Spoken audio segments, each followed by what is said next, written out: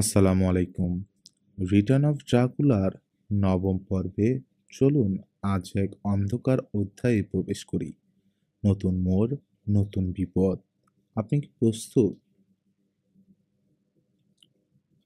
Jonathan হারকারের diary, 14 November সকাল। সুসংবাদ, অবশেষে আলোর রেখা দেখতে পেয়েছি আমরা। লন্ডন অভিমুখী রাস্তার ধারের এক আস্তাবল রক্ষক আমাদেরকে জানিয়েছে 12 তারিখের গভীর রাতে সে একটা ক্যারেজের ঘোড়া বদলে দিয়েছে। তার বর্ণনা শুনে নিঃসন্দেহ হয়েছি, ক্যারেজের চালক ড্রাকুলা ছাড়া আর কেউ না। লন্ডনের দিকে গেছে ও, আর ওখানে ওর যাবার মতো একটাই জায়গা, কারফাক্স অ্যাবি। ডক্টর সেওয়ার্ডের বাড়ি কারফাক্স অ্যাবির পাশে। ওখানে এখন মিসেস সেওয়ার্ড আছেন। তাকে টেলিগ্রাম করা হয়েছিল পুরনো বাড়িটায় কেউ উঠেছে কিনা খোঁজ নেবার জন্য। 2 ঘন্টা পরেই এসেছে জবাব। মিসেস সেওয়ার্ড জানিয়েছেন 12 তারিখে ভোরে একটা ক্যারিজ ঢুকেছে বাড়িতে। গেট এখন বন্ধ, তবে বাড়ির চিমনি দিয়ে ধোঁয়া উঠছে। তার মানে কেউ না কেউ আছে ভিতরে। কিছুক্ষণের মধ্যেই আমরা রওনা হব ওখানকার উদ্দেশ্যে। ঈশ্বর, মিনা আর কুইন্সি যেন বেঁচে থাকে। শুধু একটা ব্যাপার বুঝতে পারছি না, আমরা চিনি এমন একটা পরিচিত জায়গায় ড্রাকুলা আবার আশ্রয় নিতে গেল কেন? লোকটা কি বোকা, নাকি ফাঁদ পেতেছে জেনে শুনে? আপাতত ফাঁদ বলেই ধরে নিচ্ছি আমরা। প্রফেসর কোভাক্সও যাচ্ছেন আমাদের সঙ্গে। আমার কাছ থেকে ধার করা একটা কালো স্যুট পরেছেন তিনি। পরিষ্কার পরিচ্ছন্ন হয়ে চুল আঁচড়েছেন, দাড়ি কেটেছেন। এখন তাকে অনেকটা মানুষের মতোই দেখাচ্ছে, ঠিক যেমন দেখিয়েছিল ড্রাকুলাকে। কিন্তু সেই চেহারা ছিল শুধুই এক মুখোশ, তা আমি ভুলিনি। তাই তীব্র অস্বস্তি বোধ করছি কোভাক্সকে আমাদের মাঝে পেয়ে। তবে ভদ্রলোক এখন পর্যন্ত কোনো ধরনের আগ্রাসী আচরণ করেননি। কে জানে, কারফাক্সে পৌঁছানোর পর তিনিই হয়তো ড্রাকুলার বিরুদ্ধে আমাদের সবচেয়ে বড় অস্ত্রে পরিণত হবেন। এই ভেবে নিজেকে সান্ত্বনা দিচ্ছি আমি। ইলেনা কোভাক্সের ডায়েরি, 13 নভেম্বর রাত। কুইন্সিকে কোলে নিয়ে জানালার পাশে বসে আছি আমি। কামরার ভিতরে কাঁপছে প্রদীপের শিখা আর ফায়ারপ্লেসের আগুন। বাইরে জমাট বাঁধা অন্ধকার, শোনা যাচ্ছে কুকুরের ডাক, ঠিক নেকড়ের মতো। কখনো চড়া হয়ে যাচ্ছে তাদের গলা, কখনো বা নেমে যাচ্ছে খাদে। পুরো দুনিয়া যেন ভরে যাচ্ছে তাদের অদ্ভুত সঙ্গীতে। কুইন্সি আমার বুকে মাথা ঠেকিয়ে রেখেছে, চাইছে নিরাপদ আশ্রয়। মায়া হচ্ছে আমার ওর জন্য। কুকুরের ডাক শোনায় মগ্ন হয়ে আছি আমি। চেষ্টা করছি বাকি সব কিছু ভুলে যেতে, পারছি না। মিনার কাছে গেছে আমার সঙ্গী। ঈর্ষায় বুক জ্বলছে আমার, চরম ঈর্ষা। জানি ঈর্ষান্বিত হওয়া উচিত হচ্ছে না। আমার সঙ্গীর জগতে আমাদের সবারই আলাদা আলাদা স্থান রয়েছে। তারপরেও কেন যেন। একটু আগে কুইন্সি আমাকে জিজ্ঞেস করলো, মরে গেলে কি হয় ইলেনা? জানি না বাছা। হঠাৎ এ প্রশ্ন কেন? আমার যে খালি অসুখ হয়, মনে হয় মরে টরে যাব। না, নিজের জন্য ভয় না, আম্মুর কথা ভাবি। আমার কিছু হলে আম্মু খুব কষ্ট পাবে। আমি কি মরে যাব ইলেনা? সবাইকেই একদিন মরতে হয় কুইন্সি। ওর মাথায় হাত বুলিয়ে নরম গলায় বলেছি। ভয় পেও না, ওটা আসলে ঘুমানোর মতো একটা ব্যাপার। আর আমাদের কাউন্টও জাদু জানে। ঘুম থেকে মরা মানুষকে জাগিয়ে তুলতে পারে ও। তাই কেউ আর মরে থাকতে পারে না। মরা মানুষকে জাগায়? আমার তো শুনতেই ভালো লাগছে না। না বাবা, মরে গেলে আমি আর জাগতে চাই না। আর ওই লোকটাকেও আমার ভালো লাগে না। বুকটা কেমন যেন করে উঠল। অবুঝ এই শিশু না জেনেই অনেক বড় একটা কথা বলে ফেলেছে। উদাস হয়ে গেলাম আমি। মন আবার চলে গেল উপরতলার কামরায়। মানুষ চোখে দেখতে পেলাম মিনা আর আমার সঙ্গীকে। আবারও অনুভব করলাম প্রচণ্ড ঈর্ষা। মিনার জায়গায় আমার থাকা উচিত। আমার হৃদয় আর শরীর দুটোই কাউন্টকে বরণ করে নেবার জন্য উতলা হয়ে উঠেছে। কিন্তু যতক্ষণ ওর ডাক না পাচ্ছি কিছুই করার নেই। প্রফেসর ভ্যান হেলসিং এর কথা মনে পড়ল। বুদ্ধিমান মানুষ এখনই কি বের করতে পারেনি আমরা কোথায় উঠেছি? কঠিন কিছু তো নয়। আসুক ওরা, কিচ্ছু যায় আসে না। কাউন্টকে কেউ ঠেকাতে পারবে না। খুব শীঘ্রই ওর পাশে ঠাঁই নেব আমি। তখন আমি শেষ করব মিনাকে। কবে আমাকে গ্রহণ করবে ও? যথেষ্ট ধৈর্য ধরেছি আমি। আর সম্ভব হচ্ছে না। ইদানিং চোখে ঘোলা দেখি, শ্বাস নিতে কষ্ট হয়। আয়নায় তাকিয়ে ভয় হয় নিজের প্রতিবিম্ব দেখে। সাদাটে একটা পেত্নীর চেহারা হয়েছে আমার, যেন দাঁড়িয়ে আছি আলো আর আঁধারের সন্ধিরেখায়। আলো এখন সহ্য হয় না আমার, অত্যাচারের মতো লাগে। ছায়া আর অন্ধকারের মাঝে খুঁজে পাই শান্তি। এভাবে কি বেঁচে থাকা যায়? 14 নভেম্বর। সকালে মিনার জন্য ব্রেকফাস্ট নিয়ে গেলাম। অনেক আগেই জেগে গেছে ও। হাত মুখ ধুয়ে পোশাক পাল্টে নিয়েছে। আমি যখন কামরায় ঢুকলাম তখন টেবিলে বসে একমনে কি যেন লিখছিল। বসে থাকতে কষ্ট হচ্ছিল ওর। খুব দুর্বল দেখাচ্ছিল ওকে। চামড়া ফ্যাকাশে, ঠোঁট দুটো সাদা হয়ে আছে রক্তশূন্যতায়। চোখ বসে গেছে গর্তে। আমার আওয়াজ পেয়ে যখন মুখ ঘোরালো, দেখলাম ঘষা কাচের মতো হয়ে গেছে মণি দুটো। শ্বাসও নিচ্ছিল কষ্টে সৃষ্টে। এসব উপসর্গের অর্থ খুব ভালোই জানা আছে আমার। ব্রেকফাস্টের ট্রে নামিয়ে রেখে বললাম, এই নাও তোমার নাস্তা মিনা, খাও। শক্তি ফিরে পেতে হবে তোমাকে। কিচ্ছু বলল না ও। ফ্যাল ফ্যাল করে তাকিয়ে রইল আমার মুখের দিকে। দৃষ্টিতে বাধা বাঁধল বেদনা আর আতঙ্ক। এগিয়ে গিয়ে জড়িয়ে ধরলাম ওকে। আমার কাঁধে মাথা রাখতে দিলাম। দুর্বলভাবে আমার কবজি চেপে ধরল ও। কি লিখছিল তা পড়বার চেষ্টা করলাম। লাভ হলো না। শর্ট হ্যান্ডে লিখছে মিনা। সংকেতগুলোর অর্থ জানা নেই আমার। কলমের আঁচড় দেখে শুধু এইটুকু বুঝলাম, প্রচণ্ড কষ্ট হচ্ছে ওর লেখালেখি করতে। আজব ব্যাপার, তাহলে লিখছে কেন? হাত বুলিয়ে দিলাম ওর মাথায়। ফিসফিসিয়ে বললাম, সাহস রাখো। খুব শীঘ্রই আমরা সবাই এক হয়ে যাব, পরিবারের মতো। মাথা নাড়ল মিনা। ভাঙা গলায় বলল, ইলেনা, কুইন্সিকে দেখতে চাই আমি। একটু নিয়ে আসবে? তাহলে নাশতা সেরে নাও, বলে ছেড়ে দিলাম ওকে। তারপর আনবো। মিনা হারকারের জার্নাল, 14 নভেম্বর, দুপুর। পিছলে যাবার মতো একটা অনুভূতি হচ্ছে আমার। মনে হচ্ছে যেন আলোকিত দুনিয়া থেকে পিছলে নেমে যাচ্ছি অন্ধকার কোনো গহ্বরে। হারাতে বসেছি নিজের পরিচয়। বলে রাখা ভালো, আমার জার্নালের পিছনের অংশে বর্তমান বিভীষিকার কিছুই প্রকাশ পায়নি। খানিক আগে চোখ বুলিয়েছি ওতে। বিস্ময়ের সঙ্গে লক্ষ্য করেছি ড্রাকুলার কবলে পড়বার সমস্ত ঘটনা আমি ওখানে নির্বিকার ভঙ্গিতে বর্ণনা করেছি। বিবরণটা পড়বার সময় ভয় জাগে না মনে, বরং এক ধরনের রোমাঞ্চকর সৃষ্টি হয়। হায়, তবে কি সত্যি রোমাঞ্চিত ছিলাম আমি? কামনা করছিলাম ভয়ঙ্কর পিশাচটাকে? জানি না, জানি না আমি। এই নিয়ে মাথাও ঘামাতে পারছি না। বড্ড ক্লান্তি অনুভব করছি শরীরে। জোরে জোরে শ্বাস টানছি সারাক্ষণ, যেন ঘরের ভিতর বাতাসের অভাব রয়েছে। এত দুর্বল লাগছে যে ইচ্ছে করছে বিছানায় শুয়ে থাকি সারাদিন, ঘুমাই। কিন্তু তা না করে কাপড় পাল্টে টেবিলে এসে বসেছি।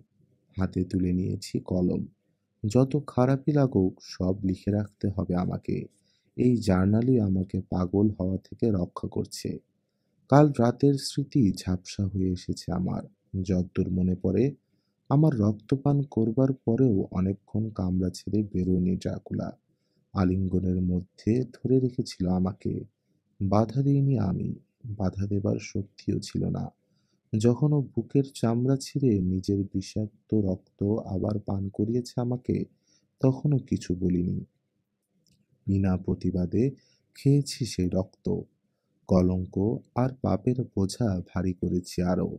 এখন সে কথা ভাবলেই মাথা হেঁট হয়ে যেতে চাইছে। কুইন্সিকে নিয়ে এসেছে ইলেনা। এখনো আগুনের সামনে বসে আপন মনে ছবি আঁকছে। কাশি একটু বেড়েছে ওর, কিন্তু বিছানায় শুয়ে বিশ্রাম নিতে রাজি হয়নি। আমিও আর জোরাজুরি করিনি। ওকে চোখের সামনে ছবি আঁকতে দেখে ভালোই লাগছে। কিন্তু কতদিন এভাবে বন্দি থাকবো আমরা? মুক্তির জন্য কাউন্টের আর কত দাবি পূরণ করতে হবে আমাকে? আমার ধারণা শেষ পর্যন্ত আমাকে ছাড়বে না শয়তানটা। একের পর এক দাবি জানিয়ে আমাকে আটকে রাখবে সারা জীবন। বোধহয় অযথাই নিজের আত্মাকে ধ্বংসের পথে ঠেলে দিয়েছি। বোকা আমি, বড়ই বোকা। সন্ধ্যা। ঘড়ি নেই আমার সঙ্গে, কটা বাজে বলতে পারছি না। বাইরে নেমে এসেছে সাঁঝের আঁধার। কুইন্সিকেও নিয়ে গেছে ইলেনা। ওকে আমার সঙ্গে রাতে থাকতে দেবে না। শরীরের শক্তি সামান্য ফিরেছে আমার, কিন্তু মনের ভয় কাটেনি। কুইন্সিকে কেন সরিয়ে নেওয়া হয়েছে বুঝতে পারছি। আজ রাতে আবার আসবে ড্রাকুলা। এখন আমি বসে বসে প্রতীক্ষার প্রহর গুনছি। ঢিপ ঢিপ করছে বুক, কিন্তু একই সঙ্গে অনুভব করছি প্রচণ্ড এক আকাঙ্ক্ষা। আসুক ও, স্পর্শ করুক আমাকে, জড়িয়ে ধরুক, কামড় বসা ঘাড়ে।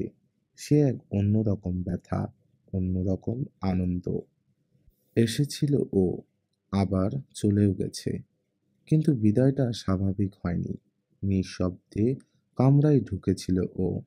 পিছন থেকে এসে হাত রেখেছিল আমার হাতে, থামিয়ে দিয়েছিল আমার কলম। ঘাড় ফেরাতেই দেখেছি যুবক হয়ে উঠেছে ও। দূর হয়ে গেছে চামড়ার সব ভাঁজ। মাথার চুল মিশমিশে কালো। সুদর্শন মুখটায় খেলা করছিল নিষ্ঠুর এক হাসি। সারাক্ষণ কি এত লেখা বলতো, বলেছে সে। ইলেনাকেও দেখলাম তোমার এই অভ্যাসটা পেয়ে বসেছে। আমি বলবো এটা ইংরেজদের মানসিক সমস্যা। সবকিছু খাতা কলমে টুকে রাখা চাই, নইলে যেন মহাভারত অশুদ্ধ হয়ে যাবে। তুমি মানা করলে আমি আর লিখব না, বলেছি আমি। না লিখলেও সব মনে থাকবে। আমার স্মরণ শক্তি খুবই ভালো। মরার পরেও মনে থাকবে সব? হাসি মুখে জিজ্ঞেস করলো সে। জবাব দিলাম না কোনো। কলমটা শুধু শক্ত করে ধরলাম। যা খুশি লেখো, তাচ্ছিল্যের সুরে বলল কাউন্ট। তোমার লেখায় কিছু যায় আসে না। সত্যি বলছো? গতবার কিন্তু এই লেখাগুলোই তোমাকে ধ্বংস করবার ব্যাপারে বড় ভূমিকা রেখেছিল। জানি জানি, বিরক্ত গলায় বলল কাউন্ট। বিভিন্ন জনের ডায়েরি আর জার্নাল জোগাড় করেছিলে তোমরা। সেগুলো পড়ে আমার গতিবিধির খবর পেয়েছিলে। ভ্যান হেলসিং লোকটা পারেও বটে। পিছিয়ে গিয়ে পায়চারি শুরু করলো সে। অদ্ভুত এক টান অনুভব করলাম আমি। ওই সরে যাওয়ায় উতলা হয়ে উঠল হৃদয়। চাইলাম ওর কাছে ছুটে যেতে। শয়তানি আকর্ষণ, আর কিছু না। এই বলে সামলালাম নিজেকে। শান্ত কণ্ঠে বললাম, কাল রাতেই তোমার আমার লেনদেন শেষ হয়ে গেছে কাউন্ট। এবার তো আমাকে আর কুইন্সিকে যেতে দাও। কে বলল লেনদেন শেষ হয়েছে? আমার দিকে ঘুরল সে। কাল রাতে যা করেছ তার প্রতিদান তো পেয়েছ আগেই। ছেলের সঙ্গে দেখা করতে দিয়েছি তোমাকে, কিন্তু মুক্তি, তার জন্য আরো কিছু চাই আমার। কি চাও? আর কোনো জঘন্য কাজ করতে হবে আমাকে? বলে ফেলো। তোমার কবল থেকে ছেলেকে মুক্ত করবার জন্য আমি সব কিছুতেই রাজি। সত্যি? বাঁকা সুরে বলল কাউন্ট। যদি বলি তোমার স্বামীকে খুন করতে হবে, যদি বলি ইলেনাকে তিলে তিলে কষ্ট দিয়ে মারতে হবে, রাজি হবে তুমি? সত্যি করতে হবে ওসব? পাল্টা প্রশ্ন করলাম। না, মাথা নাড়ল ড্রাকুলা। তারপর হঠাৎ এগিয়ে এসে আমার সামনে হাঁটু গেড়ে বসলো। দু হাতে ধরল আমার হাত। খুব গুরুত্বপূর্ণ একটা কথা তুমি জানো না মিনা, আর এখনই আমি সেটা তোমাকে বলতেও পারছি না। ততক্ষণ পারবো না যতক্ষণ না তুমি সম্পূর্ণ স্বেচ্ছায় এবং নির্দ্বিধায় নিজেকে আমার কাছে সমর্পণ করছো। কাল রাতেই তো করেছি। না, ওভাবে না। কাল রাতে তুমি যা করেছো তাতে মনের সম্মতি ছিল না। কিন্তু তুমি যদি আমাকে ভালোবেসে। কি বললে? প্রায় চেঁচিয়ে উঠলাম। আমার শরীরকে কলুষিত করেও তোমার স্বাদ মেটেনি। এখন আমার মনের দিকে হাত বাড়াচ্ছ। এ কোনো দিন হবার নয়, কাউন্ট। তোমাকে আমি কোনো দিনই ভালোবাসতে পারবো না। পারবে।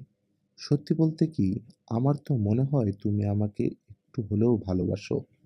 তাই অনুরোধ করছি, থেকে যাও এখানে। কি? হ্যাঁ, থেকে যাও আমার সঙ্গে, সারা জীবনের জন্য। হাসবো না কাঁদবো ভেবে পেলাম না। তীব্র ক্রোধে চেষ্টা করলাম নিজেকে ছাড়িয়ে নিতে, কিন্তু আমার হাত দুটো বজ্র মুষ্টিতে আটকে রাখলো কাউন্ট। ধীরে ধীরে উঠে দাঁড়ালো সে, আমাকেও দাঁড় করালো। ওর চোখের দিকে তাকিয়ে প্রতিরোধের শক্তি হারালাম, নিজেকে সমর্পণ করলাম ওর আলিঙ্গনে। ধারালো দাঁত দুটো আবারও আমার চামড়ায় ঢুকে গেল। অন্ধকার হয়ে গেল দুনিয়া। আবারও তীব্র আনন্দে চিৎকার করলাম আমি। কাঁপতে থাকলাম হিস্টেরিয়াগ্রস্তের মতো। কিন্তু এই আনন্দ দীর্ঘস্থায়ী হলো না। হঠাৎ সবকিছু ছাপিয়ে বাইরে থেকে ভেসে এলো গোলমালের আওয়াজ। মানুষের কণ্ঠ আর কুকুরের হিংস্র গর্জন। পরিষ্কার চিনতে পারলাম আমি। ঝট করে আমাকে ছেড়ে দিয়ে সোজা হলো ড্রাকুলা। আমার উপর থেকে সমস্ত মনোযোগ হারালো। রক্তমাখা মুখ ঘোরালো জানালার দিকে। বুঝবার চেষ্টা করলো কোত্থেকে আওয়াজ আসছে। হাতের উল্টো পিঠ দিয়ে মুখ মুছে নিল সে। তারপর পা বাড়ালো বেরিয়ে যাবার জন্য। না, চেঁচিয়ে উঠলাম আমি। আমার স্বামী আর বন্ধুরা এসেছে। ওদের কোনো ক্ষতি করো না তুমি। নইলে আমার কাছ থেকে কিছুই আর পাবে না। কোনো দিন না। এক মুহূর্তের জন্য থমকে দাঁড়ালো কাউন্ট। ঘাড় ফিরিয়ে হিংস্র চোখে তাকালো আমার দিকে। তারপরেই সে হাসলো। সাদা কুয়াশায় পরিণত হলো তার শরীর। কুয়াশার মেঘ ছুটে গেল জানালার দিকে। পাল্লা আর চৌকাঠের ফাঁক দিয়ে বেরিয়ে গেল বাইরে। আমিও ছুটলাম ওদিকে। জানালা খুলে নিচে তাকাতেই দম আটকে এলো। টিকটিকির মতো কাউন্টকে দেয়াল পাইতে দেখলাম। দ্রুত নেমে যাচ্ছে নিচে। কয়েক সেকেন্ডের মধ্যে হারিয়ে গেল দৃষ্টির আড়ালে। কুকুরের গর্জন বেড়ে গেল হঠাৎ। সেই সঙ্গে বাড়ল মানুষের চিৎকার। কামরার দরজায় ছুটে গেলাম আমি, কিন্তু বেরুতে পারলাম না। বাইরে থেকে দরজায় তালা লাগিয়ে রাখা হয়েছে। চরম হতাশা নিয়ে ফিরে এলাম জানালার কাছে। কি ঘটছে নিচে বলতে পারি না। কাউন্ট তো দূরের কথা, ইলেনাও দেখা দিচ্ছে না। গলা চড়িয়ে কয়েকবার ডেকেছি ওকে, জবাব পাইনি। জনাথনের জন্য ভয় হচ্ছে আমার, ভীষণ ভয়। ওই তো বাইরে কার যেন পায়ের আওয়াজ পাচ্ছি। আমাকে নিতে এলো বোধহয়। জোনাথন হারকারের ডায়েরি। প্রফেসর আব্রাহাম ভ্যান হেলসিং এর হস্তাক্ষরে লেখা। 14 নভেম্বর, সন্ধ্যা। আশা নিরাশা মিলিয়ে কেটেছে আজকের দিন। কারফাক্স অ্যাবের ফটক বন্ধ অবস্থায় পেয়েছি আমরা। তবে ফটকের সামনের রাস্তায় পরিষ্কার ফুটে আছে ঘোড়ার গাড়ির তাজা ট্রাক। পুরনো বাড়িটার সামনে দাঁড়িয়ে বুকের ভেতরটা কেমন যেন করে উঠছে আমার। ভাবিনি আবার কোনোদিন এখানে আসতে হবে। গোধূলির আবছায়া পরিবেশে ভুতুড়ে দেখাচ্ছিল বাড়িটাকে।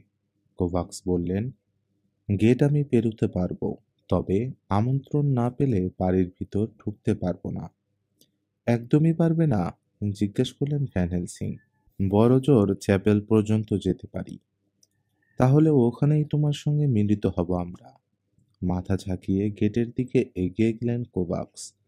দেহটা কুয়াশায় পরিণত হলো। গেটের দুই পাল্লার মাঝ দিয়ে ঢুকে গেল কুয়াশাটা। সঙ্গে দড়ি আর আকশি নিয়ে এসেছি আমরা।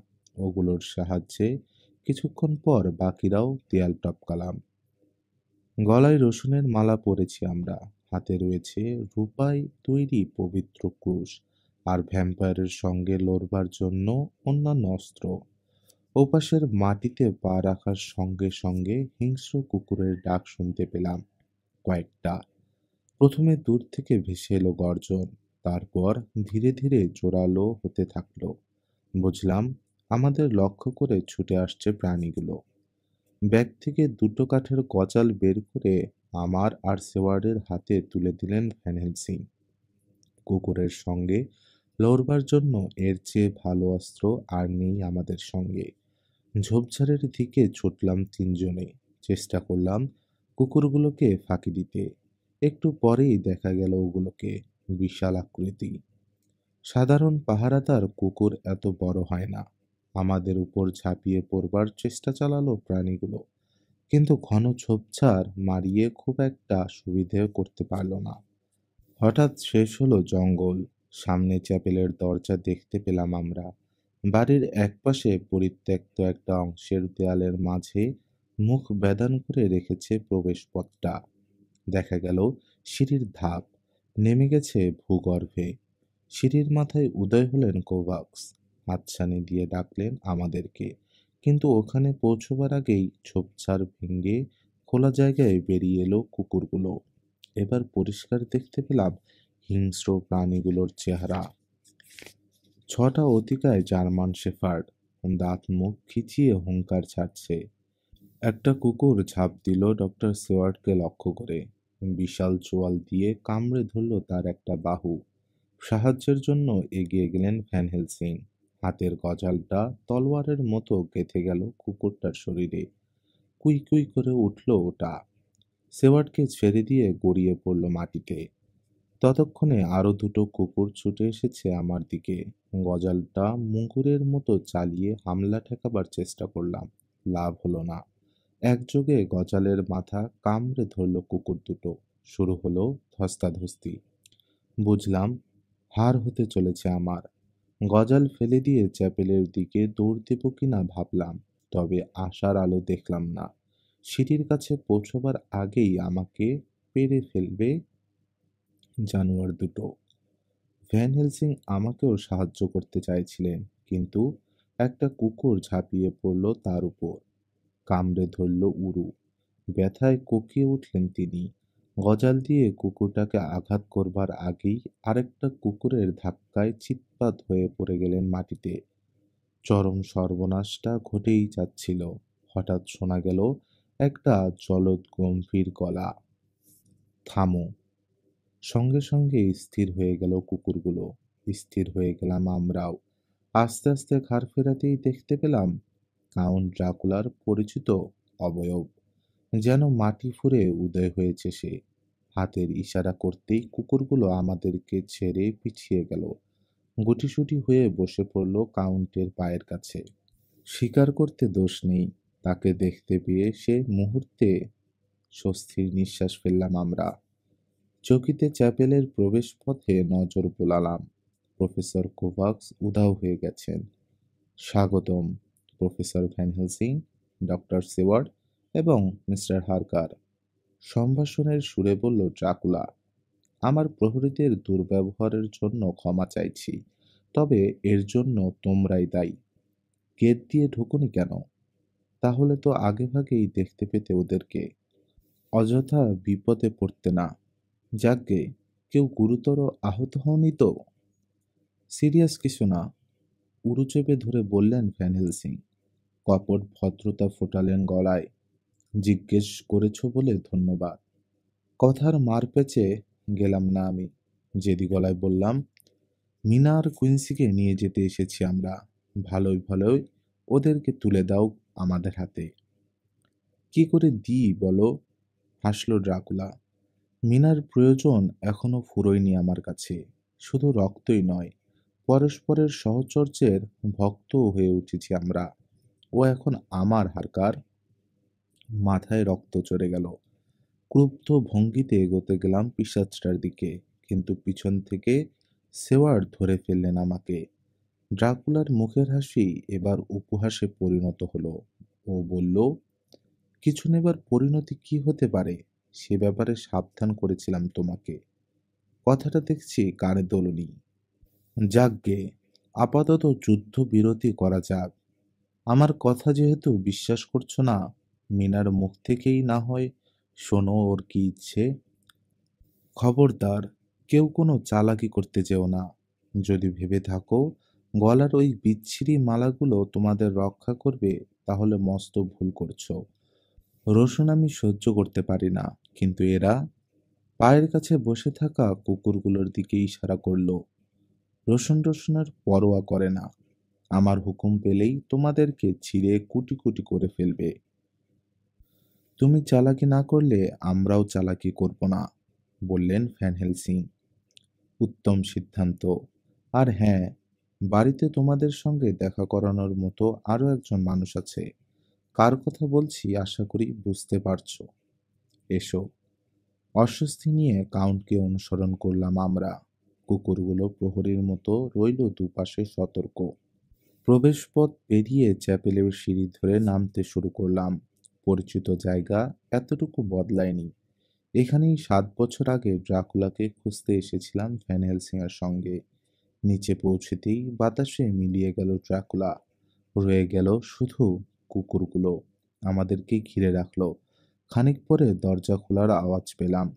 ঘাড় ফেরাতেই দেখি চ্যাপেলের দ্বিতীয় সিঁড়িটা দিয়ে নেমে আসছে মিনা। ওর কোলে কুইন্সি ঘুমন্ত। পাশে পাশে নামছে ইলেনা। ওদের পিছনে রয়েছে ড্রাকুলার স্বয়ং। ব্যাপারটা অপ্রত্যাশিত নয়, তারপরেও চমকে উঠলাম মিনা আর ইলেনার চেহারা দেখে। প্রাণহীন, রক্তশূন্য, ভ্যাম্পায়ারের শিকার হবার পরিষ্কার চিহ্ন। অব্যক্ত ক্রোধে বুকটা কুমড়ে উঠল। আমাকে দেখতে পেয়ে চোখ দুটো বড় হয়ে গেল মিনার। জনাথন, ডেকে উঠল ও। ক্রুশ হাতে নিয়ে উঁচু করে ধরলাম। মিনা, চলে এসো আমাদের কাছে। তুমি যদি চাও তাহলে কাউন্টের সাধ্য নেই তোমাকে ঠেকায়। ওর দিকে এগোতে গেলাম, কিন্তু গর্জে উঠল কুকুরগুলো। মনে হলো ঝাঁপিয়ে পড়বে আমার উপর। ডক্টর সেওয়ার্ড আমাকে পিছনে টেনে নিলেন। দীর্ঘশ্বাস ফেলল মিনা। না জনাথন, তা সম্ভব নয়। তোমাদের সবাইকেই বলছি, প্লিজ ফিরে যাও। আর কখনো এসো না এখানে। কি বলছো এসব মিনা? প্রায় চেঁচিয়ে উঠলেন ভ্যান হেলসিং। আমার ছেলের কারণে বলছি। কুইন্সিকে বুকের সঙ্গে চেপে ধরল মিনা। এখানে এসে আপনারা ওর বিপদ বাড়াচ্ছেন। ওটাই একমাত্র কারণ? সরসে বলে উঠলাম। ড্রাকুলা বলছে তুমি নাকি ওকে ছেড়ে যেতে চাও না। কথাটা কি মিথ্যে? চেহারায় বেদনা বাসা বাঁধল মিনার। দেখে বুকটা হু হু করে উঠল আমার। এমন প্রশ্ন তুমি করতে পারলে? ব্যথাতুর গলায় বলল ও। এত বছর একসঙ্গে কাটাবার পরেও তুমি আমাকে বিশ্বাস করতে পারছো না? মাথা নাড়ল। দুঃখিত জনাথন, যাই ভাবো আমি তোমাদের সঙ্গে যেতে পারবো না। তোমাদেরকেও অনুরোধ করছি চলে যেতে। নিজেরা খুন হয়ে যাবার আগে। দোহাই লাগে। মিনা আর ইলেনার কাঁধে একটা করে হাত রেখে দাঁড়িয়ে আছে ড্রাকুলা, বিজয়ীর ভঙ্গিতে। তীব্র ঘৃণা নিয়ে তাকালাম তার দিকে। কিন্তু এ কথাও ঠিক, বিরূপ পরিস্থিতির মাঝে রয়েছি আমরা। কিছুই করবার নেই। হতাশায় ছেয়ে গেল অন্তর। আর ঠিক তখনই যেন বাতাস থেকে উদয় হলেন কোভাক্স। কেউ কিছু বুঝে ওঠার আগেই ঝাঁপিয়ে পড়লেন ড্রাকুলার উপরে। চোখের পলকে ঘটে গেল পরের ঘটনাগুলো। চাচা, সবিস্ময়ে চেঁচিয়ে উঠল ইলেনা। এক ঝটকায় কোভাক্সকে গায়ের উপর থেকে ছিটকে ফেলল কাউন্ট।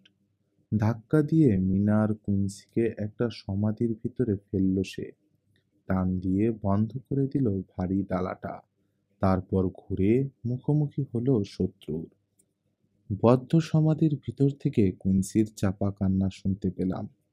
ছুটতে গেলাম ওদিকে, কিন্তু ভ্যান হেলসিং হাত ধরে টান দিলেন আমার। লাভ নেই জনাথন, চলে এসো, বললেন তিনি। ডালাটা নিরেট পাথরের তৈরি, আমাদের পক্ষে সরানো সম্ভব নয়। কিন্তু মিনা আর কুইন্সি? পরে আরো সুযোগ আসবে, কিন্তু এখন নয়। চলে এসো। খামোকা তুমি জীবন দিলে কোনো উপকার হবে না ওদের। ততক্ষণে কোভাক্সকে চ্যাপেলের দেয়ালের উপর ঠেসে ধরেছে ড্রাকুলা। চিৎকার করে বলল, বিশ্বাসঘাতকতা, বিশ্বাসঘাতকতা, খতম করে দাও ওদেরকে। শেষ কথাটা কুকুরগুলোকে উদ্দেশ্য করে বলা। বলা বাহুল্য, ভ্যান হেলসিং, সেওয়ার্ড আর আমি তখন ছুটতে শুরু করেছি। দুধদার করে সিঁড়ি বেয়ে উঠে এসেছি চ্যাপেল থেকে। প্রবেশপথের দরজা টেনে বাইরে থেকে ছিটকিনি লাগিয়ে দিলাম। পর মুহূর্তে ওপাশ থেকে দরজার উপর ঝাঁপিয়ে পড়ল কুকুরগুলো। মরমর করে উঠল পুরনো পাল্লা। বোঝা গেল বিশালদেহী দানবগুলোকে বেশিক্ষণ ঠেকিয়ে রাখতে পারবে না। তবে তার জন্য অপেক্ষা করছি না আমরা। ঊর্ধ্বশ্বাসে দৌড়ে দেয়ালের কাছে পৌঁছলাম। দড়ি বেয়ে উঠে গেলাম উপরে।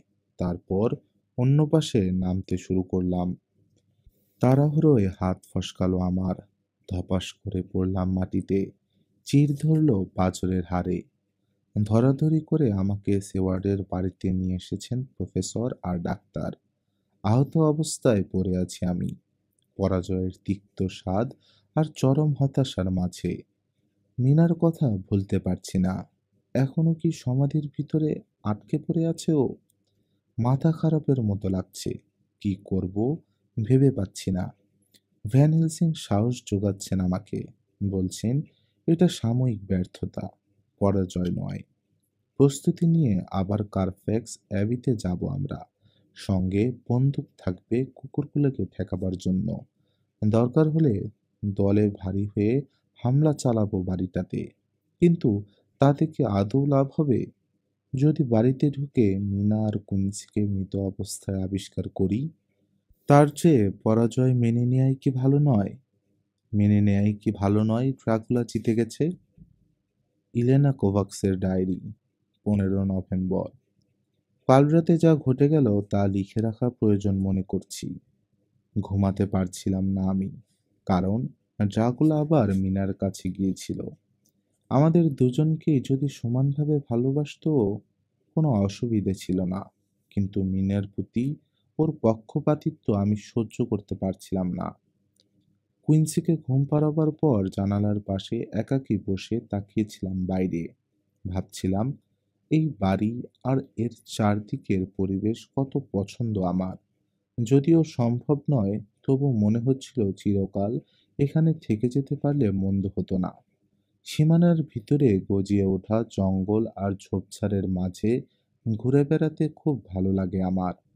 ভালো লাগে এখানকার জলাশয়। সবখানে আঁধারের রাজত্ব। আর আমার মনটাও আঁধারে ভরা। উঁচু পাঁচিলগুলোকেও বড় আপন লাগে। ওই পাঁচিল আমাকে বাইরের দুনিয়া থেকে রক্ষা করছে। পাঁচিল ঘেরা এই বাড়িতে আমি সত্যিই স্বাধীন। উদাস হয়ে কুকুরের ডাক শুনছিলাম। হঠাৎ সেই ডাকের মাঝে পরিবর্তন টের পেলাম। একটু পরেই ঝোপঝাড়ের মাঝ দিয়ে ছুটতে দেখলাম তিনটে ছায়ামূর্তিকে। অবাক হলাম না। জানতাম মিনার স্বামী ওকে মুক্ত করতে আসবে। নির্বিকার ভঙ্গিতে তাই অপেক্ষা করতে থাকলাম কি ঘটে দেখার জন্য। খানিক পরে কাউন্ট হাজির হলো আমার কামরায়। মিনা আর কুইন্সিকে নিয়ে চ্যাপেলে যেতে বলল। সেখানে হারকার, ভ্যান হেলসিং আর ডক্টর সেওয়ার্ডের পাশাপাশি যাকে দেখলাম তা বিশ্বাস করা কঠিন। লম্বা একজন মানুষ, মাথা ভর্তি রূপালি চুল, হাত দুটো বিশাল শক্তিশালী, সাদামাটা চেহারা। কিন্তু যখন কাউন্টকে লক্ষ্য করে ঝাঁপ দিল, সেই চেহারা পাশবিক হিংস্রতা পেল। রক্ত লাল হয়ে উঠল চোখ দুটো। হা করা মুখের ভিতর থেকে বেরিয়ে এলো ধারালো দুটো সদন্ত। সন্দেহের কোনো অবকাশ নেই, সে একজন ভ্যাম্পায়ার।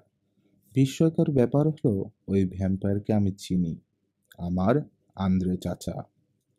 কুকুরদের ধাওয়া খেয়ে পালিয়ে গেল মিনার স্বামী ও তার বন্ধুরা। মিনাকেও সমাধির ভিতর আটকে চাচার সঙ্গে লড়তে শুরু করলো ড্রাকুলা। খুব শীঘ্রই তাকে দেয়ালের উপর চেপে ধরল সে। চেঁচিয়ে ওকে থামতে বললাম, কিন্তু আমার কথা কানে তুলল না কাউন্ট। কে তুমি? খ্যাপাটে গলায় চাচাকে জিজ্ঞেস করলো সে। বলার মতো কেউ না, হাঁপাতে হাঁপাতে বলল চাচা। আমার নাম আন্দ্রে কোভাক্স। আমি এখানে এসেছি স্যার তোমার সেবা করতে, কাউন্ট ড্রাকুলা। কথাটা আমারই বিশ্বাস হলো না। ড্রাকুলার হবে কি করে? চাচার গলা চেপে ধরল সে। বলল, সেবা? কেন? কারণ তুমি ড্রাকুলা, জীবন মৃত্যুদের রাজা। খাবি খেতে খেতে বলল চাচা। আমাকে তোমার অনুচর করে নাও। জীবনভর গোলাম হয়ে রইব। মিথ্যে কথা, গর্জে উঠল কাউন্ট। যদি সেবাই করতে চাও তাহলে আমাকে আক্রমণ করলে কেন? মনে তো হলো ভ্যান হেলসিং আর ওর দুই সাথীকে বাঁচাবার চেষ্টা করছো। অস্বীকার করছি না, আব্রাহাম এককালে আমার বন্ধু ছিল তাই। শরীর মোচড়ালো চাচা। আমাকে ছেড়ে দাও কাউন্ট, আমি শত্রুতা চাই না। শত্রু তুমি হয়েই গেছো। হাতের মুঠোর চাপ আরো বাড়ালো ড্রাকুলা। সঙ্গে সঙ্গে অদ্ভুত এক কাণ্ড করল চাচা। কয়েক ঝাঁকি খেল তার দেহ। এরপরেই মানুষ থেকে একটা নেকড়েতে পরিণত হলো তিনি। কাউন্টের হাতের মুঠো গলে নেমে গেলেন মাটিতে। ছুট লাগালেন সিঁড়ির দিকে। গর্জন করে ড্রাকুলাকেও নেকড়ের রূপ নিতে দেখলাম। চাচার চেয়ে বড় আকারের একটা সাপদে পরিণত হলো সে। ধাওয়া করল শিকারকে। দুজনের পিছু পিছু ছুটতে শুরু করলাম আমি। চ্যাপেল থেকে বেরিয়ে ঢুকে গেলাম জঙ্গলে। সামনে ঝোপঝাড়ের মাঝে হুটোপুটির আওয়াজ শুনছিলাম, কিন্তু ওদের নাগাল পাওয়া অসম্ভব। তবু হাল ছাড়িনি, এগিয়ে চলেছি। যদিও জানতাম চাচাকে ড্রাকুলার হাত থেকে বাঁচানোর ক্ষমতা নেই আমার, তবু তার জন্য কিছু একটা করতে উন্মুখ হয়ে উঠেছিলাম। কাটা আর ডালপালায় ঘষা খেয়ে ছিঁড়ে গেল আমার পোশাক, কেটে গেল চামড়া। দাঁতে দাঁত পিষে এগোতেই থাকলাম। শেষ পর্যন্ত পুকুরের ধারে গিয়ে আবার দেখা পেলাম ওদের। পানির সীমানায় চাচাকে কোণঠাসা করেছে কাউন্ট। দুজনেই আবার মানুষের রূপে ফিরল। গলা ধরে চাচাকে উঁচু করে ফেলল ড্রাকুলা। ওই অবস্থাতেই আবার ফিরিয়ে আনলো চ্যাপেলে। কাঁপতে কাঁপতে ওদেরকে অনুসরণ করা ছাড়া কিছুই করতে পারলাম না। এবার সত্যি কথা বলো। চাচাকে ফের দেয়ালের উপর ঠেসে ধরল ড্রাকুলা। কে তোমাকে ভ্যাম্পায়ার বানিয়েছে? কেই বা তোমাকে পাঠিয়েছে এখানে?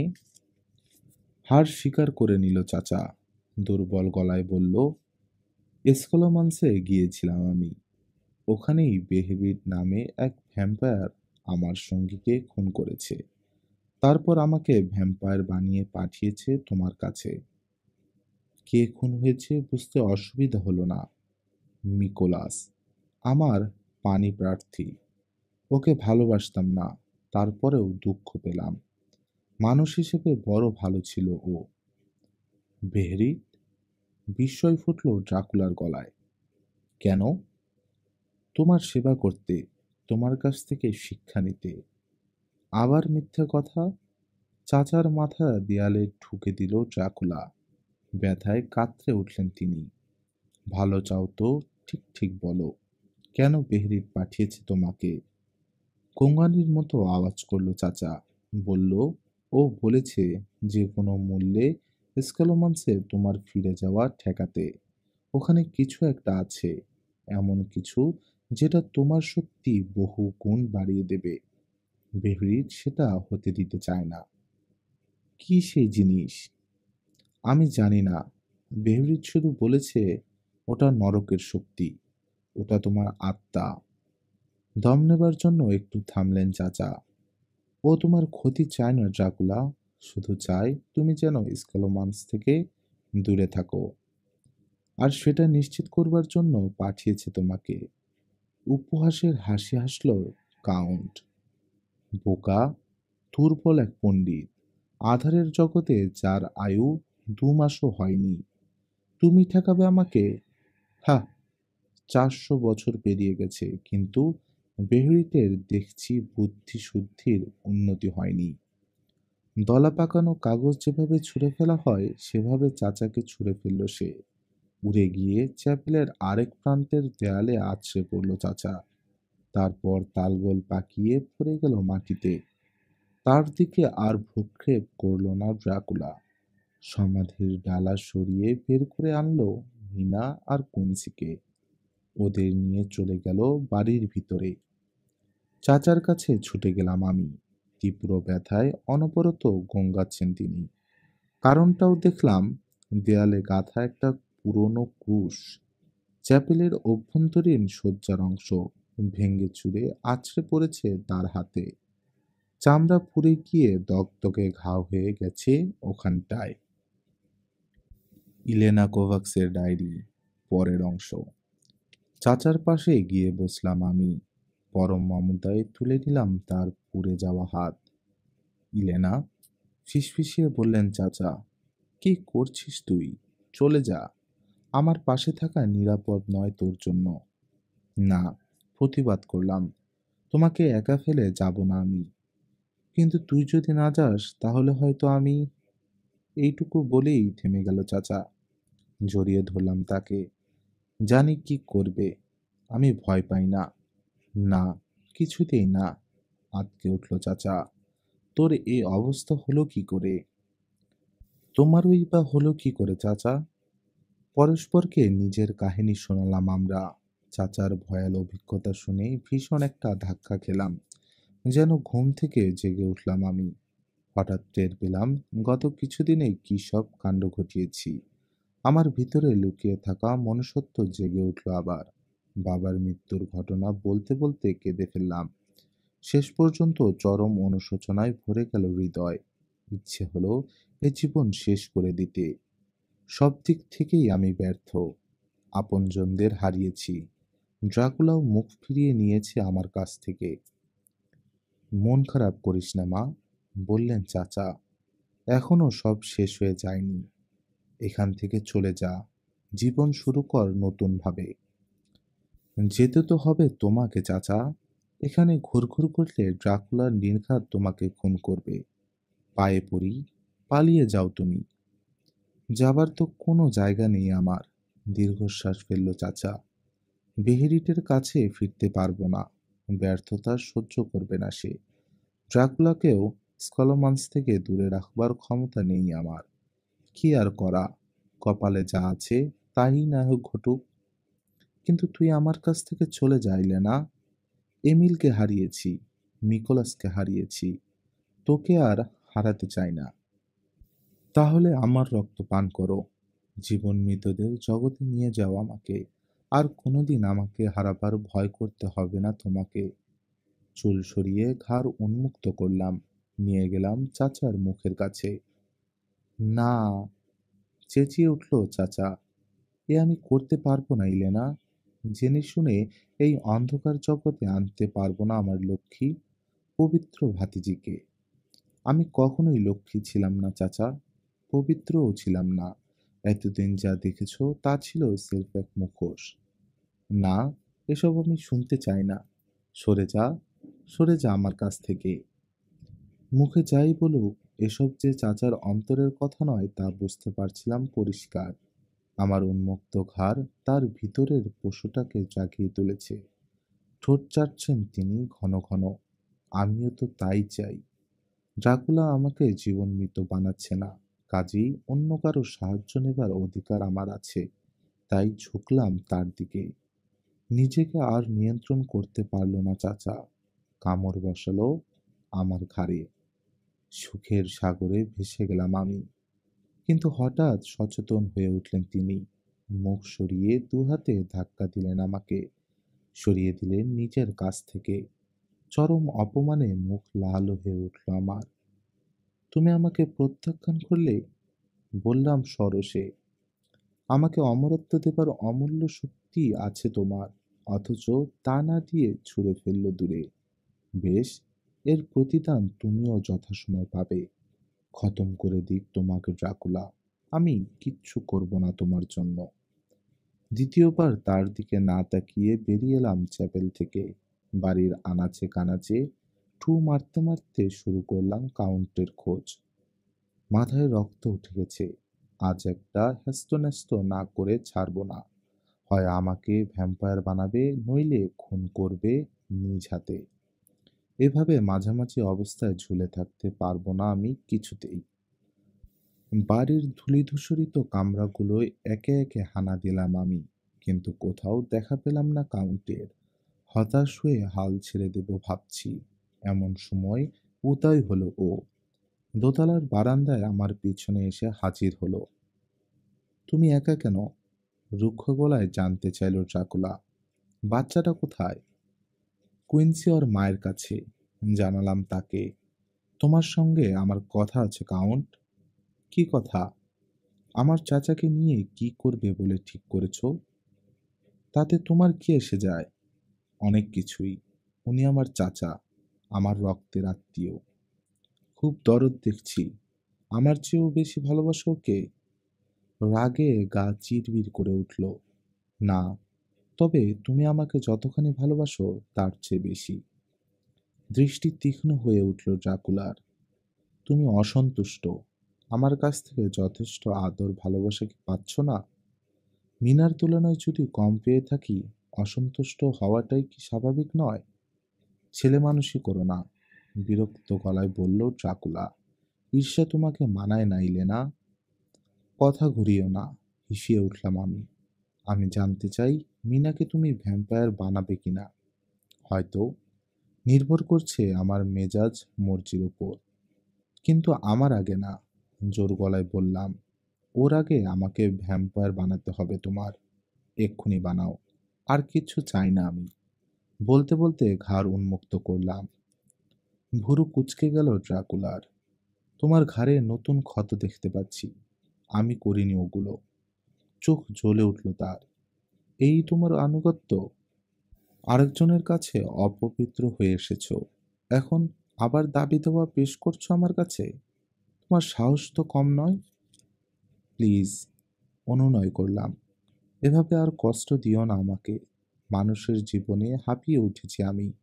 তোমার পাশে, তোমার সঙ্গে অন্ধকারে বিচরণ করতে চাই আমি। সঙ্গিনী হিসেবে, চাকরানী হিসেবে না। চাকরানী? খপ করে আমার দুই বাহু আঁকড়ে ধরল সে। শক্ত মুঠোর ভেতর পিষ্ট হলো কবজি। কোকিয়ে উঠলাম। আজ পর্যন্ত যত কিছু করছো, সেগুলো কি স্বেচ্ছায় করনি?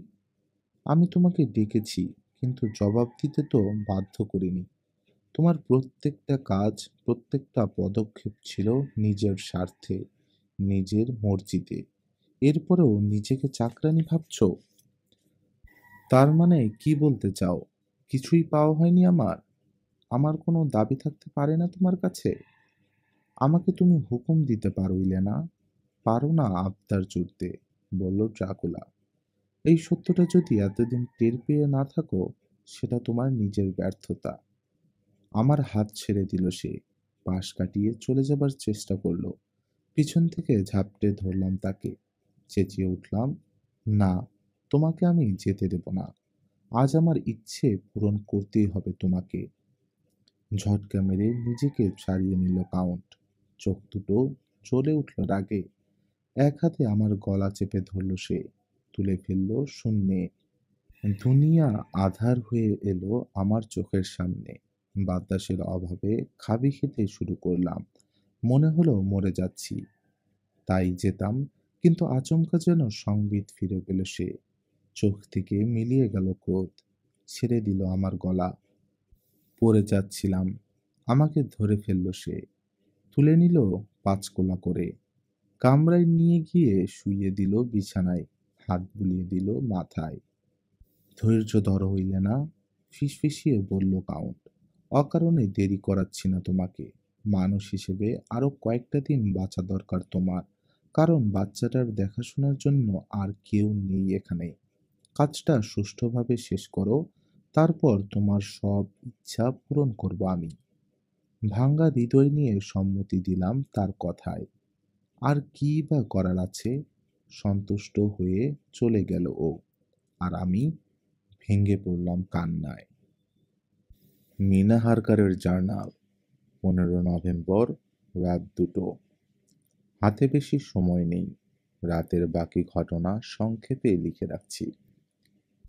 পায়ের আওয়াজের কথা লিখেছিলাম। একটু পরেই দরজা খুলে উদয় হলো ইলেনা। ঘুমন্ত কুইন্সিকে নিয়ে এসেছে। আমার কোলে ওকে তুলে দিল ও। তারপর ইশারা করলো কামরা থেকে বেরুতে। সিঁড়ি ধরে নিচতলায় নামতেই দেখা পেলাম ড্রাকুলার। সে জানালো চ্যাপেলে যেতে হবে আমাদেরকে।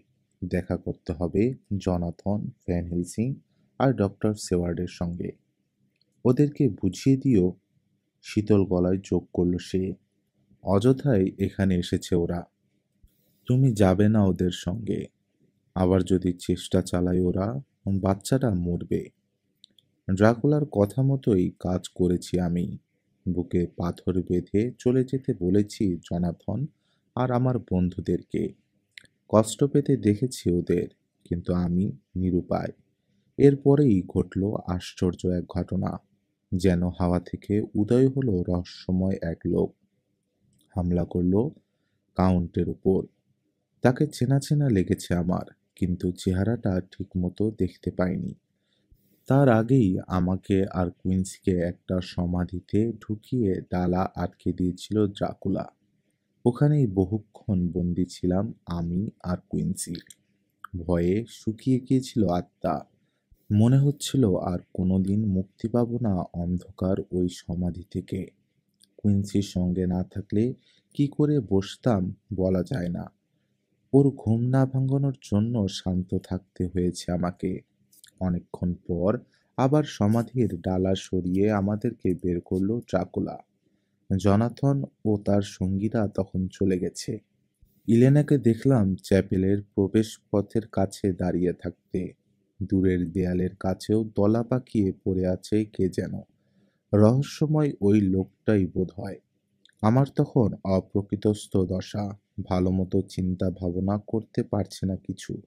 ড্রাকুলার ইশারায় সিঁড়ি ধরে বেরিয়ে এলাম চ্যাপেল থেকে। ঢুকলাম বাড়ির ভিতরে। কামরায় ফিরে এলাম। কুইন্সিকে শুইয়ে দিলাম আমার বিছানায়। টের পেলাম সারা শরীর থরথর করে কাঁপছে। একটা গ্লাসে আমার জন্য ব্র্যান্ডি নিয়ে এলো ড্রাকুলা। দুজনে বসলাম ফায়ারপ্লেসের সামনে। আজ রাতের ঘটনার জন্য আমি দুঃখিত মিনা, বলল ড্রাকুলা নরম সুরে। সমাধিতে আটকে পড়তে নিশ্চয়ই খুব খারাপ লেগেছে, কিন্তু ওই মুহূর্তে তোমাকে লুকাবার মতো আর কোনো জায়গা ছিল না আশেপাশে। আমি চাইনি গোলমালের সুযোগে হারকার আর ভ্যান হেলসিং তোমাকে নিয়ে পালাক। পারত তো নাই মাঝখান থেকে কুকুরগুলো তোমাকে আর কুইন্সিকেও শত্রু ভেবে বসতো। কুকুর? বলে উঠলাম সরসে। ওর ভদ্রতার মুখোশটা সহ্য করতে পারছিলাম না। কুকুরের হামলা থেকে বাঁচাতে চেয়েছ আমাদের? জ্যান্ত কবর দিয়ে বড় উপকার করেছ তাহলে। বললাম তো আমি দুঃখিত। তবে সমাধি কিন্তু আশ্রয় নেবার জায়গা হিসাবে খুব একটা মন্দ না। খুব শীঘ্রই এ ধরনের অমূলক ভয় কেটে যাবে তোমার। হ্যাঁ, মরে যাবার পর, যখন আমার লাশের কবর হবে। মুচকি হাসল ড্রাকুলা।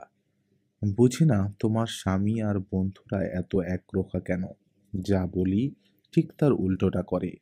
পিছু নিতে মানা করেছিলাম, তাও নিল। যতক্ষণ না সবকিছু কুপলেট হয়ে যাচ্ছে, কিছুতেই ক্ষান্ত দিতে জানে না ওরা। ওদের কিছু হয়নি তো? শঙ্কিত গলায় জিজ্ঞেস করলাম। আমার জানা মতে না, বলল ড্রাকুলা। যে পথে এসেছিল সে পথেই আবার ফিরে গেছে। আর অন্য লোকটা যে তোমার উপর হামলা করলো, কে ছিল সে? ওকে নিয়ে তোমার মাথা না ঘামালেও চলবে, তাচ্ছিল্যের সুরে বলতে চাইল ড্রাকুলা। কিন্তু চেহারা দেখে বুঝলাম সামান্য হলেও বিচলিত সে। কিন্তু আমার স্বামী আর বন্ধুদেরকে নিয়ে তো মাথা ঘামাতে হবে। ওরা যদি আবার আসে? ওদেরকে খুব ভালো করে চিনি আমি। এভাবে আমাকে এখানে পড়ে থাকতে দেবে না কিছুতেই। কথা দাও, ওদের কোনো ক্ষতি করবে না তুমি। প্লিজ। তার তো কোনো দরকার নেই। তোমার বিরুদ্ধে ওরা এমনিতেই অসহায়। সবকিছু ওদের উপরেই নির্ভর করছে, কাটা কাটা গলায় বলল ড্রাকুলা। যদি বোকার মতো কোনো কাণ্ড না ঘটাও, ওরা নিরাপদে থাকবে। যেমন সম্ভাবনা অবশ্য একেবারেই ক্ষীণ। মাথামোটা ভ্যান হেলসিং আছে না ওদের সঙ্গে? আর যদি আমার তরফ থেকে প্রতিশ্রুতি চাও, তাহলে তার বিনিময়ে কিছু একটা তোমাকে দিতে হবে মিনা। আমার রক্ত তো তোমাকে দিয়েছি, দেবার মতো তো আর কিছু নেই। কে বলল নেই? তোমার আত্মা আছে, হৃদয় আছে, ভালোবাসা আছে। ওসবের কোনোটাই তুমি পাবে না কাউন্ট। আমি যেটা চাই সেটা হাসিল করে ছাড়ি মিনা। এতদিনেও কি তুমি তা বুঝতে পারোনি? আমাকে তুমি হাসিল করতে পারবে না ড্রাকুলা। বাধাটা কেবল আমার দিক থেকে নয়, আমার বন্ধুদের দিক থেকেও পাবে। আমাকে ভ্যাম্পায়ার বানিয়ে তুমি পাশে রাখতে পারবে না, কারণ আমার বন্ধুরা তখন লুসির মতো আমাকেও হত্যা করবে। হাহ। বিরক্তি প্রকাশ করল ড্রাকুলা। ঈশ্বরের কাছে ফিরে যেতে এত উতলা কেন তোমরা? তার একটু অবাধ্য হতে অসুবিধা কোথায়? পাপ যদি তিনি করতেই না দেবেন, তাহলে পাপ নামক কাজগুলো সৃষ্টি করেছেন কেন? আমার হাত ধরল সে। সঙ্গে সঙ্গে কেঁপে উঠলাম আমি। আমি কাছে এলেই এভাবে কাঁপো কেন তুমি? ভয়ে নাকি আনন্দে? নাকি আনন্দ পাবার ভয়? আমাকে ভয় পাবার কিছু নেই মিনা। আমি তোমার ক্ষতি চাই না। তাহলে আমাকে যেতে দিচ্ছ না কেন? প্লিজ, মুক্তি দাও আমাকে। কথা দিচ্ছি, ভ্যান হেলসিং বা তার সঙ্গীরা আর কখনো বিরক্ত করবে না তোমাকে। আর আমি ওদেরকে বিরক্ত করতে পারবো? সামান্য কজন মানুষের সঙ্গে রেষারেষি তোমাকে মানায় না কাউন্ট। ওটা তোমার মান মর্যাদার পরিপন্থী। তাছাড়া কিসের জন্য প্রতিশোধ নিতে চাইছো? ওরা তো তোমাকে ধ্বংস করতে পারেনি। শত্রুদের কখনোই আমি দয়া দেখাইনি মিনা। ওদেরকে ধ্বংস না করে বিশ্রামও নেইনি। এতদিনের অভ্যাস এখন আর বদলাতে পারবো না আমি। কেন? আমি তো ভেবেছিলাম তোমার অসাধ্য কিছুই নেই। সামান্য অভ্যাসের কাছে হার স্বীকার করবে। হাসল ড্রাকুলা। কথার মারপ্যাঁচ খেলিও না মিনা। আমাকে তুমি বদলাতে পারবে না। আমি তা চাইও না, বললাম আমি রুষ্ট গলায়। আমি শুধু প্রিয়জনদের নিরাপত্তার জন্য বলেছি কথাটা, তোমার জন্য নয়। চমৎকার মিথ্যে বলা শিখে গেছো দেখছি, মিষ্টি মিনা। খোদ শয়তানের জন্য তোমার মনে করুণা আছে, দরদ আছে। আমার জন্য কিছু নেই? বেশ আছে। তোমাকেই এই দুনিয়ায় আমি সবচেয়ে বেশি করুণা করি। ড্রাকুলার মুখের হাসি বিস্তৃত হলো। এজন্যই আমার প্রতি তুমি আকর্ষণ বোধ করো।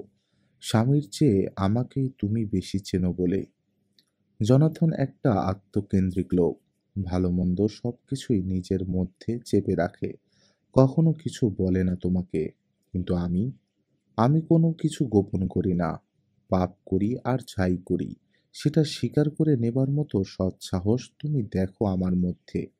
পুরুষের মাঝে ওটাই চাও তুমি, তাই না?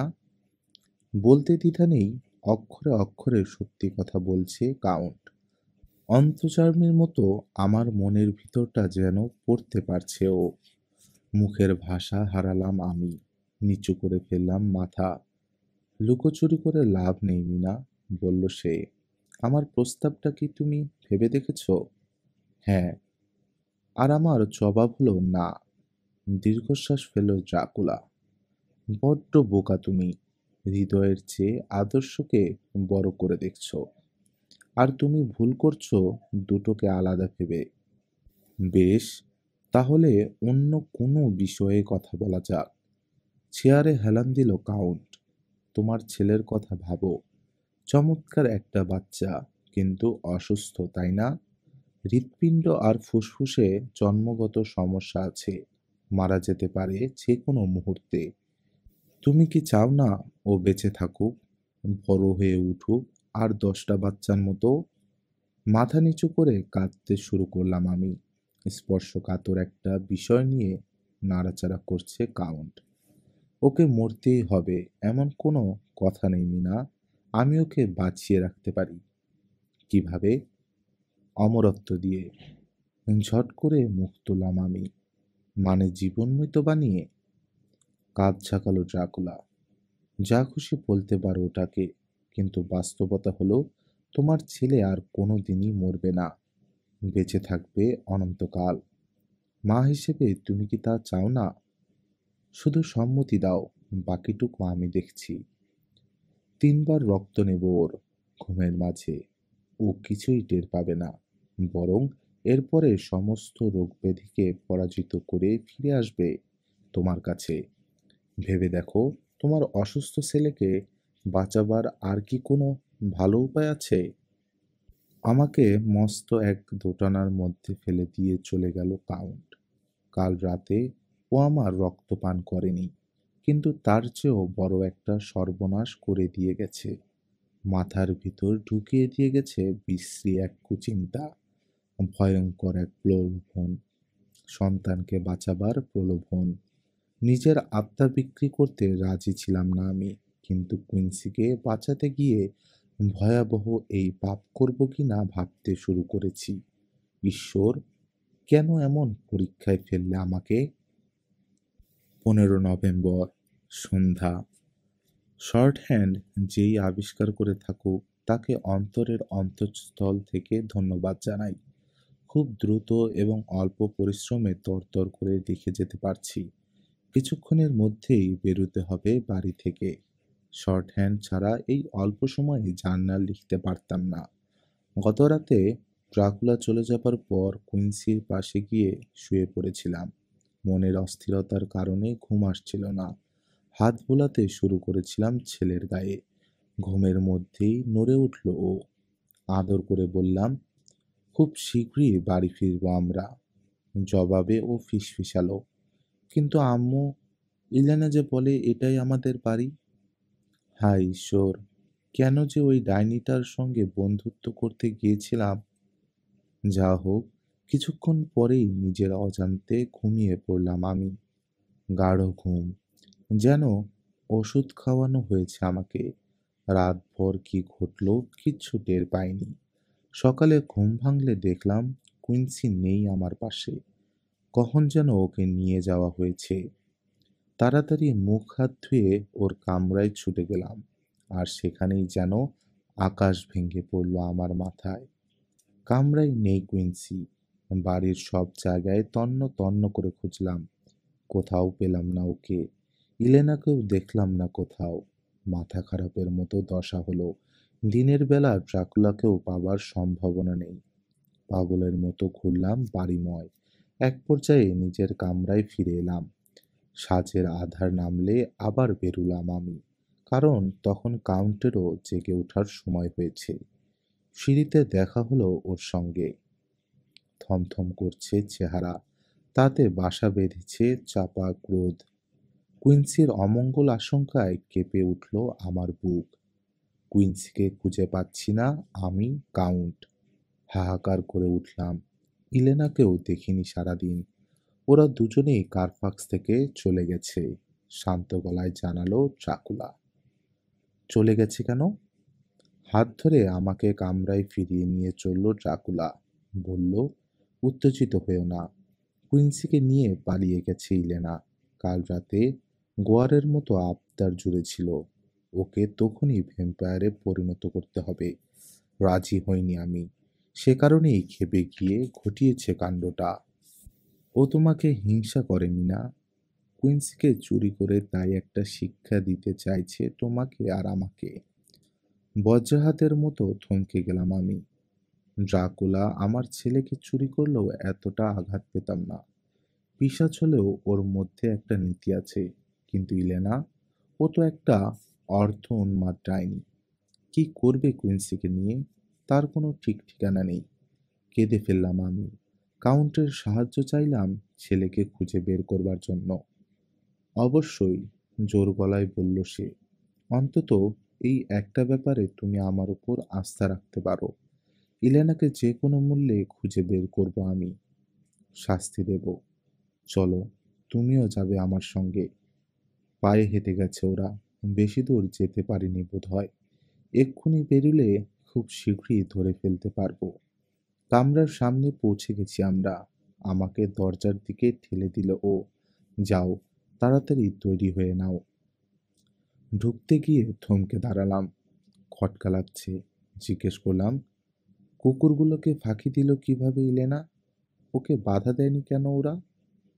আমারই ভুল। দীর্ঘশ্বাস ফেলল ড্রাকুলা।